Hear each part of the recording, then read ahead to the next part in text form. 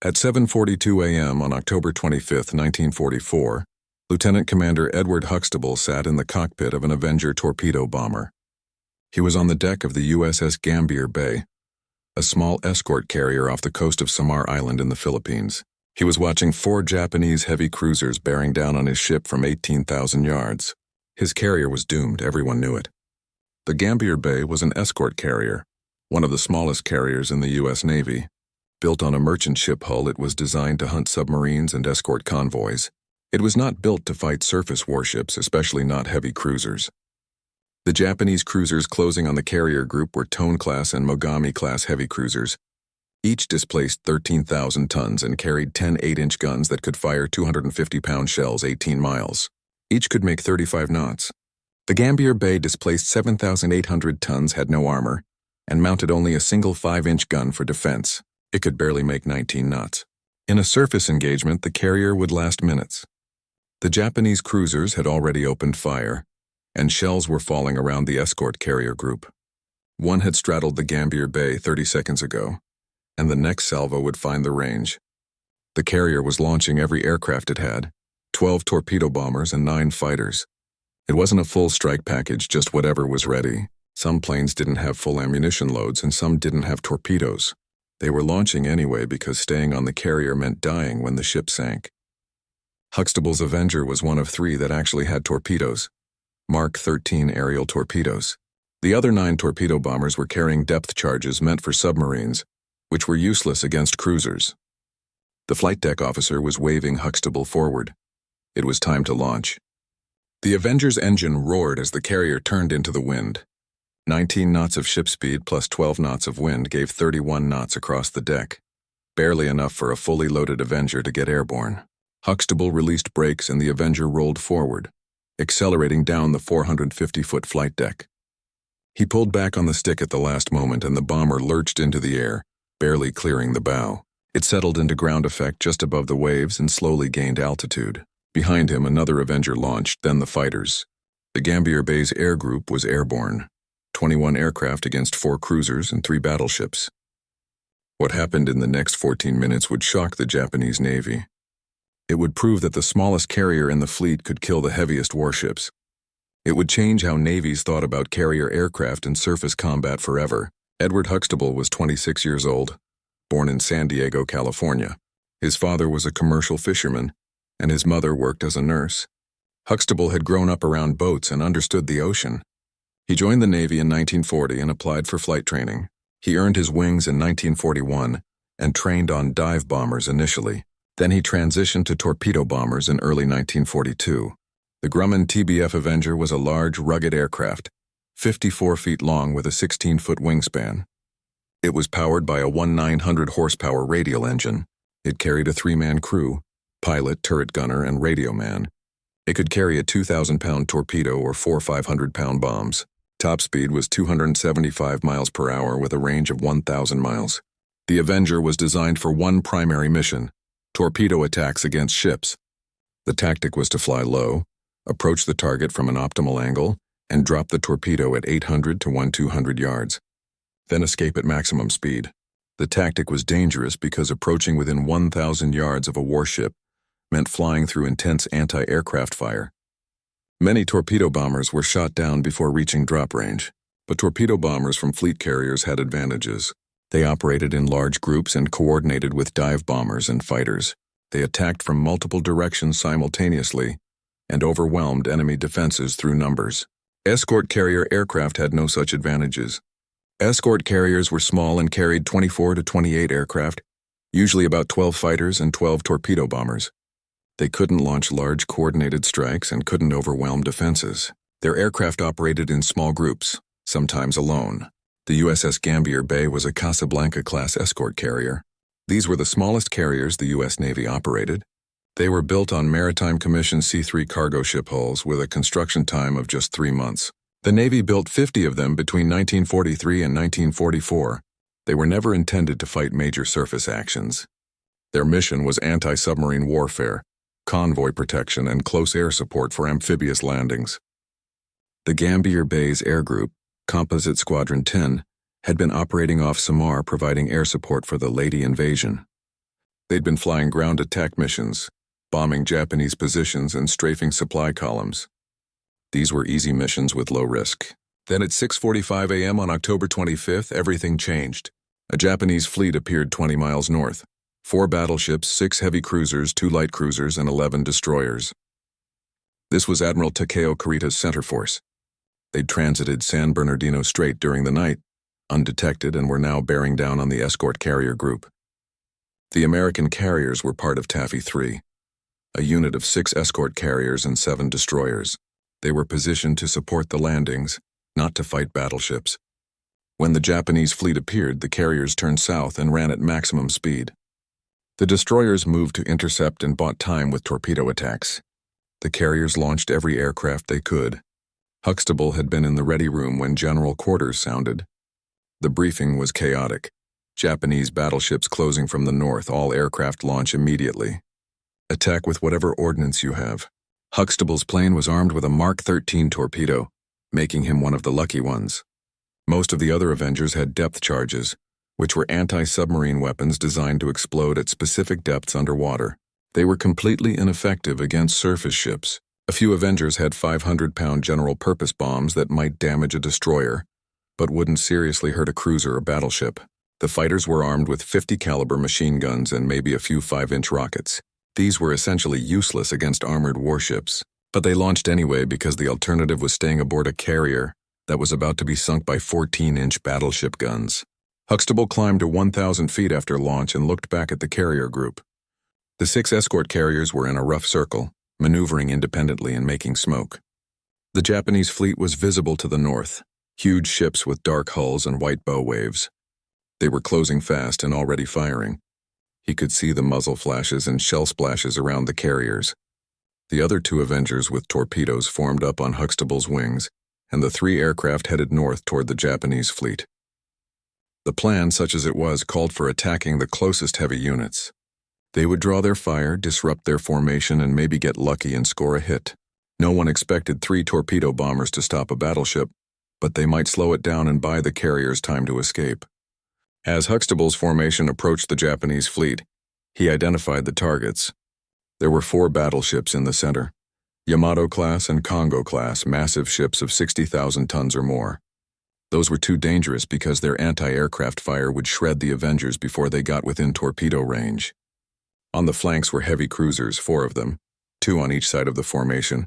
These were more vulnerable with less anti-aircraft fire and easier approach angles. Huxtable selected the cruiser on the western flank. The ship was steaming south at high speed, trying to get ahead of the carriers and cut them off. It was a perfect target. The cruiser was the Suzuya, a Mogami-class heavy cruiser commissioned in 1937. She displaced 13,670 tons and was armed with 10 8-inch guns and 5 twin turrets. She also had 8 5-inch dual-purpose guns and numerous 25mm anti-aircraft guns. Her crew numbered 850 and her top speed was 35 knots. She'd fought at Midway, Guadalcanal, and the Philippine Sea, surviving multiple battles. Her captain, Rear Admiral Kazutaka Shiraishi, was an experienced officer confident in his ship's capabilities. When his lookouts reported 3 torpedo bombers approaching, Shiraishi wasn't concerned. 3 aircraft against a heavy cruiser? The Suzuya's anti-aircraft batteries would handle them. He ordered the guns to open fire at 8,000 yards. The 5-inch dual-purpose guns started throwing up a flak pattern, and black bursts appeared around the Avengers. Huxtable descended to 50 feet above the water, the standard approach for torpedo attacks. At that altitude, the ship's larger guns couldn't depress low enough to hit him. Only the lighter anti-aircraft guns were a threat.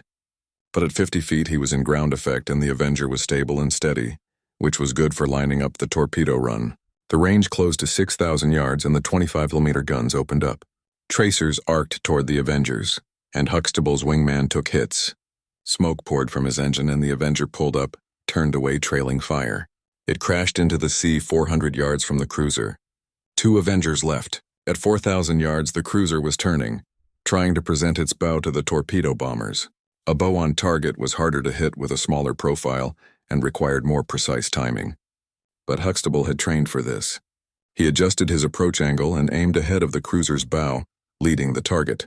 He calculated the torpedo's runtime. The Mark 13 torpedo ran at 33 knots while the cruiser was making 32 knots. The relative closing speed was almost zero if the torpedo was launched from dead ahead, which was bad geometry. Huxtable adjusted 20 degrees to port, which gave the torpedo a better intercept angle. At 2,000 yards, the optimal drop range, Huxtable pressed the torpedo release. He felt the Avenger lurch upward as 2,000 pounds dropped away. The torpedo hit the water and ran straight and true. Huxtable banked hard right, pulled up, and started his escape. He didn't see if the torpedo hit because it didn't matter. His job was done. He needed to get away before the anti-aircraft fire killed him. The second Avenger dropped its torpedo at 1,800 yards and also turned away. Both aircraft climbed to 500 feet and headed south.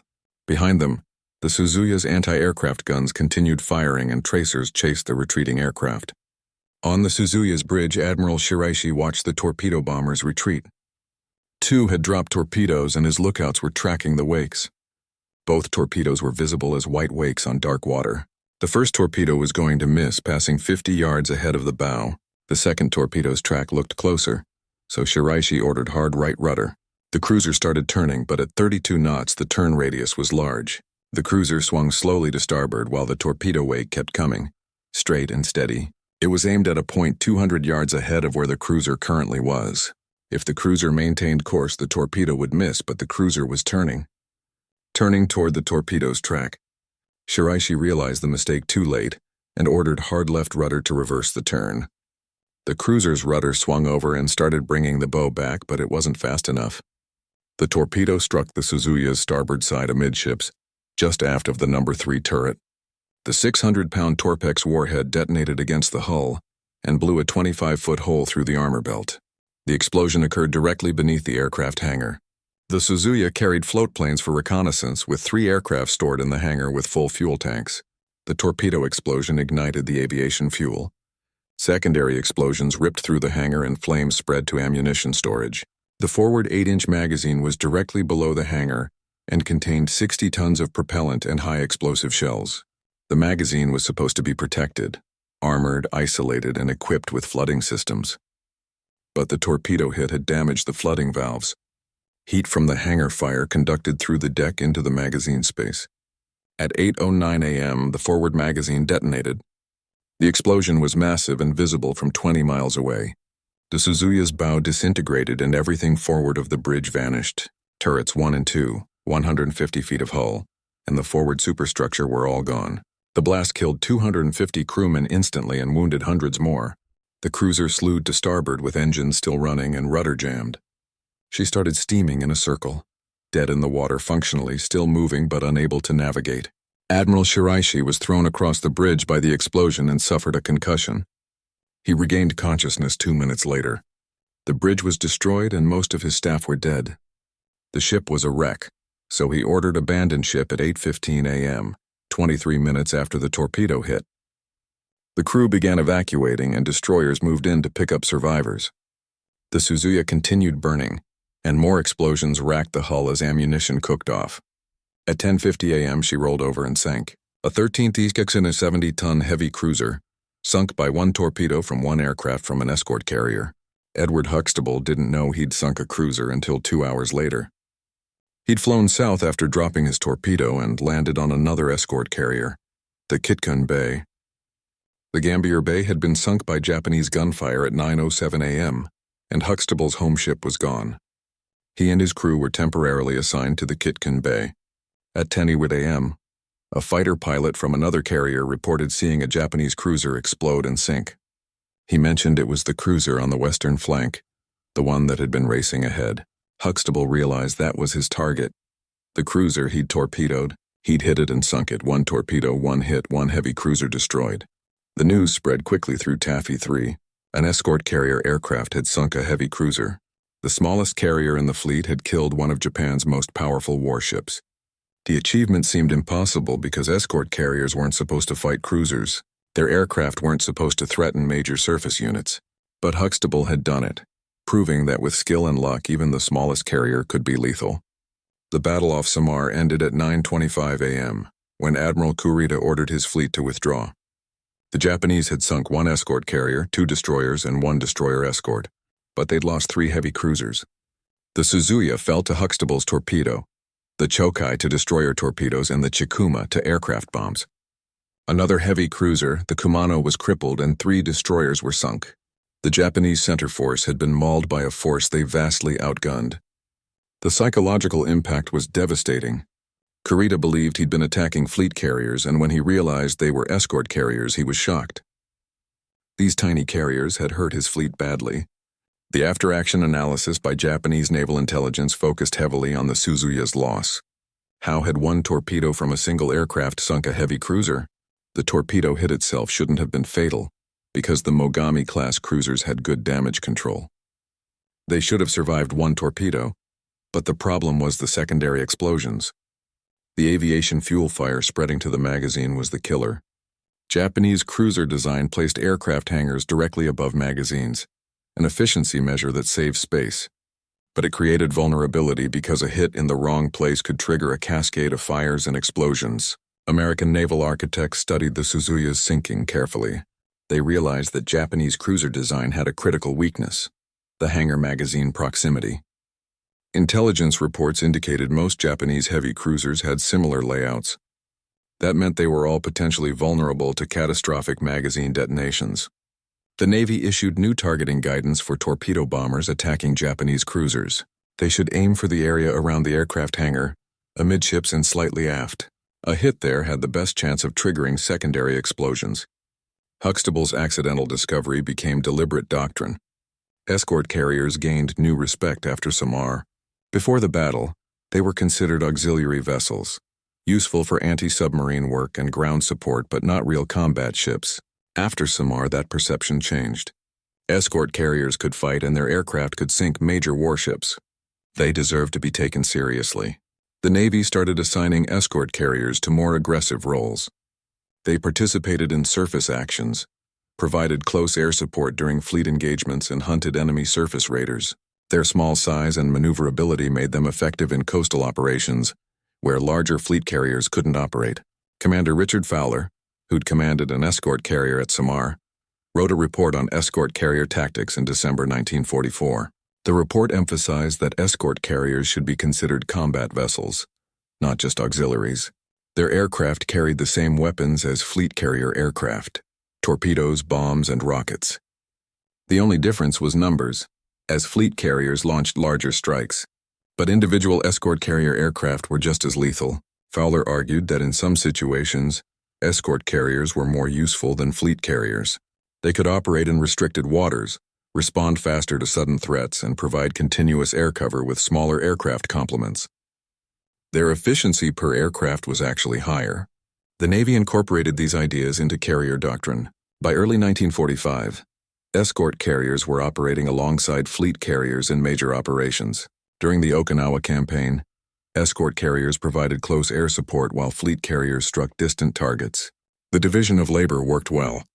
Edward Huxtable continued flying combat missions through the end of the war.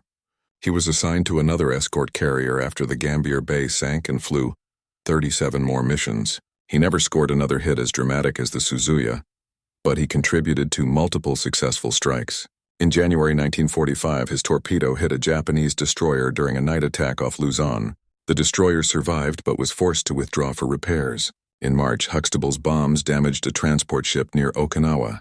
His combat record was solid, not spectacular, but effective. He received the Distinguished Flying Cross for the Suzuya kill. The citation mentioned his courage attacking a superior enemy force, but didn't fully capture the significance of what he'd accomplished. He'd proven that escort carrier aircraft could threaten any warship. After the war, Huxtable stayed in the Navy and served through the Korean War. He retired as a commander in 1962 and returned to San Diego. He worked as a flight instructor at a civilian aviation school and taught for 20 years. He rarely talked about the war. When students asked about his Navy service, he'd say he flew torpedo bombers in the Pacific and saw action at Samar. He usually didn't mention sinking the Suzuya unless pressed. It wasn't modesty exactly. He just didn't think it was that remarkable. He'd done his job, dropped a torpedo on target, and got lucky with the hit placement. The cruiser's design did the rest. In 1984, a naval historian researching the battle off Samar tracked Huxtable down and asked for an interview about the Suzuya attack. Huxtable was 66 years old, still sharp, and still remembered the mission clearly. The historian asked what went through Huxtable's mind when he saw the cruiser explode. Huxtable said he didn't see it because he was flying away when the magazine detonated. He didn't know he'd scored a hit until someone told him 2 hours later. The historian asked if Huxtable thought the kill was luck or skill. Huxtable said both. Skill got the torpedo on target, and luck put it in exactly the right place to trigger the secondary explosions. Without those explosions, the cruiser would have survived and might have even made it back to port. The historian published a paper on escort carrier effectiveness in 1985. The paper analyzed every escort carrier airstrike during the war. It found that escort carrier aircraft sank or damaged 73 Japanese warships. These included 2 heavy cruisers, 4 light cruisers, 11 destroyers, and numerous smaller vessels. The kill rate wasn't as high as fleet carriers, but the efficiency was remarkable. Escort carriers operated with far fewer aircraft, yet their kills per aircraft ratio was actually slightly higher than fleet carriers. The paper concluded that escort carriers had been undervalued during the war. Their contribution to victory was larger than generally recognized. The Suzuya's sinking was the most dramatic example, but escort carriers scored important victories throughout the Pacific campaign. The Japanese perspective on escort carriers evolved after Samar. Before the battle, Japanese naval doctrine didn't consider escort carriers serious threats. They were auxiliary vessels, not worth expending resources to sink. After Samar, that changed because Japanese commanders realized escort carrier aircraft could hurt them. Orders went out to attack escort carriers when possible. They were legitimate targets, not just support ships. This shift actually worked in the Americans' favor. Japanese aircraft and submarines that attacked escort carriers weren't attacking fleet carriers. The escort carriers drew enemy attention, absorbed attacks, and protected more valuable assets. Their role as decoys was almost as important as their combat effectiveness. Admiral Takeo Kurita, who commanded the Japanese center force at Samar, was heavily criticized after the battle. He'd had overwhelming force and should have destroyed the American carriers completely. Instead, he'd withdrawn after losing 3 cruisers. His explanation was that he'd believed he was facing fleet carriers. The aggressive American air attacks convinced him the carriers were more powerful than they actually were. When the Suzuya exploded, Kurita thought he'd been hit by a coordinated fleet carrier strike. He imagined multiple torpedoes from multiple aircraft, not knowing it was one torpedo from one escort carrier plane. That single hit influenced his decision to withdraw. If one carrier could do that much damage, what would 6 carriers do? Better to retreat than risk losing his entire fleet. The irony was that Huxtable's success contributed to Taffy 3's survival. The American carriers were on the verge of destruction, with the Gambier Bay already sunk and others heavily damaged. The Japanese would have sunk them all if the battle had continued another 30 minutes. But the Suzuya's explosion made Kurita hesitate and made him think the American carriers were more dangerous than they were. That hesitation saved lives. Modern naval doctrine still references the Suzuya sinking. It's taught at the Naval War College as an example of how small forces can defeat larger ones through precision and luck. The lesson isn't about tactics specifically, but about perception and psychology. It's about how enemy commanders assess threats and how one dramatic kill can have outsized impact. It can change the enemy's calculus and make them cautious when they should be aggressive. The U.S. Navy's approach to carrier aviation was influenced by Samar. The battle proved that numbers weren't everything, and that a few aircraft with skilled crews could achieve remarkable results. This validated the concept of distributed aviation. Instead of concentrating all aircraft on large fleet carriers, they could be spread across multiple smaller carriers. This increased flexibility, reduced vulnerability, and maintained coverage across larger areas. The principle still applies today. Modern amphibious assault ships carry helicopters and jump jets, and these aren't fleet carriers, but they provide aviation capability in areas where fleet carriers can't or won't operate. The concept traces directly back to World War II escort carriers. These were small ships with limited aircraft complements that could punch above their weight. Edward Huxtable died in 2005 at age 87. He was buried in Fort Rosecrans National Cemetery in San Diego with military honors. His obituary mentioned his Navy service, his Distinguished Flying Cross, and his participation in the battle off Samar. It mentioned that he'd sunk a Japanese heavy cruiser with a single torpedo. But the obituary couldn't capture the full significance of what he'd done. He'd proven that size didn't determine effectiveness, and that the smallest carrier could kill the largest warship. He proved that courage and skill mattered more than tonnage. His children donated his papers to the Naval Aviation Museum in Pensacola. Among the materials was his flight log from 1944. The entry for October 25th read, "Launched 0742, attacked cruiser, dropped torpedo 0756, hit observed, landed Kitkin Bay 0945, ship destroyed, Gambier Bay sunk." Brief, factual, with no elaboration, just a record of what happened.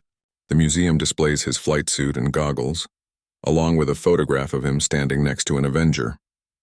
The display placard explains the Suzuya sinking and describes how one torpedo from an escort carrier aircraft destroyed a heavy cruiser. Museum visitors often ask if the story is real because it seems too dramatic, too perfect. But the documentation is extensive, and Japanese and American records both confirm it. One aircraft, one torpedo, one cruiser sunk. The comparison between Huxtable's achievement and other wartime innovations reveals interesting patterns. McKenna's piano wire tensioner, Kowalski's bent rifle sight, Sullivan's empty gun, Carter's rhythmic firing, Evans' backward torpedoes, and Huxtable's cruiser kill, all involved individuals doing their jobs under extreme pressure. All achieved results that exceeded expectations and changed how their respective services thought about combat. But Huxtable's case was slightly different. He didn't innovate a new tactic, didn't modify equipment, and didn't discover a technique. He simply executed a standard torpedo attack under impossible circumstances. His achievement was about performance under pressure, and about doing the basics correctly when everything was chaos. That's a different kind of heroism. Not innovation, but execution, not creativity, but competence. The lesson is that sometimes doing your job well is enough. You don't need a brilliant new idea, and you don't need to break rules. You just need to execute fundamentals correctly and hit your target. That's what Huxtable did. He hit his target in exactly the right place at exactly the right time. Everything else followed from that. Modern naval aviators study Huxtable's attack as an example of effective torpedo delivery. The approach angle, the drop range, and the aim point were all textbook perfect. Under combat conditions, against a maneuvering target with anti-aircraft fire everywhere, he made it look easy. It wasn't. The United States Navy commissioned a destroyer in 2019 named USS Gambier Bay in honor of the escort carrier sunk at Samar. The commissioning ceremony included veterans from Taffy 3, though none from the original Gambier Bay were still alive. But pilots from other escort carriers attended because they remembered Samar. They remembered what the escort carriers had accomplished. The ceremony featured a speech by a retired admiral who'd commanded carriers during the Gulf War. He talked about the battle off Samar and about how outnumbered forces defeated superior enemies through courage and skill. He talked about how Huxtable's torpedo hit changed the battle's outcome, made the Japanese hesitate, and gave the Americans time to survive. The admiral emphasized that modern naval officers should remember Samar. They should understand that technology and numbers don't guarantee victory. Human factors matter, training matters, and courage matters. One pilot with one torpedo can change everything if they hit the right target. That's how battles are actually won. Not through overwhelming force necessarily, but through individuals doing their jobs correctly under impossible pressure. Through pilots like Huxtable who launch from doomed carriers and fly into certain death, but still aim carefully and hit their targets. Through men who prove that the smallest ship can sink the largest and that courage and skill matter more than tonnage and guns. If you found this story as compelling as we did, please take a moment to like this video. It helps us share more forgotten stories from the Second World War. Subscribe to stay connected with these untold histories, because each one matters and each one deserves to be remembered. And we'd love to hear from you, so leave a comment below telling us where you're watching from. Our community spans from Texas to Tasmania, from veterans to history enthusiasts. You're part of something special here. Thank you for watching, and thank you for keeping these stories alive.